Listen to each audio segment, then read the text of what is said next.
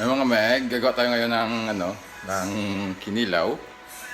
I-prepare ko lang, pakita ko sa inyo mamaya yung yung ingredients kung paano. Ito pala si Rayleigh. Bago mag-start, mag-subscribe kayo and like, share. Mga meg, liluwi ni Rayleigh. Ito tayo mamaya, prepare ko lang yung gagamitin.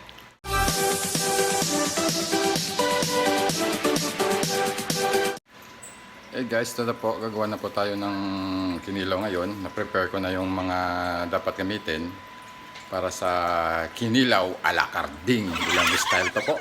Kasi alam mo naman mga meg, guwapo tayo Ilonggo, kaya medyo ganun. Kasi po, pakita ko sa inyo yung mga gagamitin. Ayan po yung gagamitin natin ng luya. In English, ginger. Salted egg.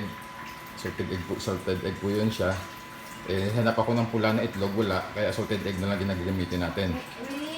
Tapos tomato, yun na po, bahala kung paano nyo siya i-slice. Kaya sa akin medyo slice a la carding yan.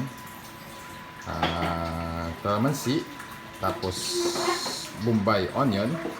Tama ba yun? Bombay onion, tama? Onion. Ito po, ihalo lang po natin sa isang bowl sila lahat dito. At may suka pa pala. Ito yung suka ala tuba. Pero sa mineral water siya nakalagay kasi wala siyang brand Tuba lang. Straight from the farm to namin. Malawak kasing farm namin. Farm in the plaza. Yan po. Yan po yung... Hello! Oh, yan si baby. Hello! Nakihilaw siya, nakisama siya. Ito gagawin natin ngayon. Kinilaw a la carding. Ayan po. Sige po, imimix po natin siya. Tapos ginipalid ko natin. Ayan. Ayan po. Imimix po. Papakita ko na lang sa inyo yung finished product kasi wala pa akong gamit. Wala akong tripod na mahawag sa cellphone. Sige po.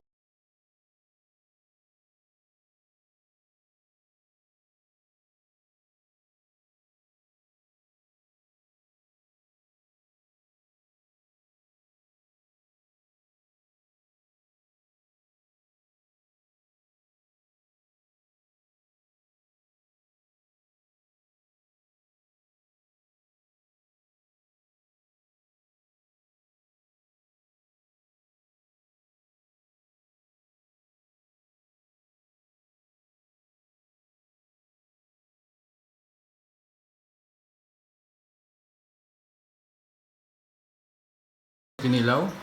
Ayan yung kinilaw. Ayan po. Nakita nyo yung isang isda katabi niya. Hindi yan kasali. Para mamaya yan sa fishing ko. Yan yung aking bait.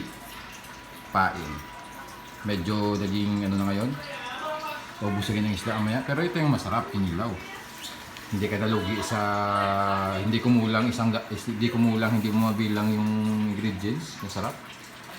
Pag ako yung nagluto, mag-ID kayo, baka makalimutan yung pangalan nyo. Pero talaga, ito yung isda. Pain ko mamaya. Kinilaw.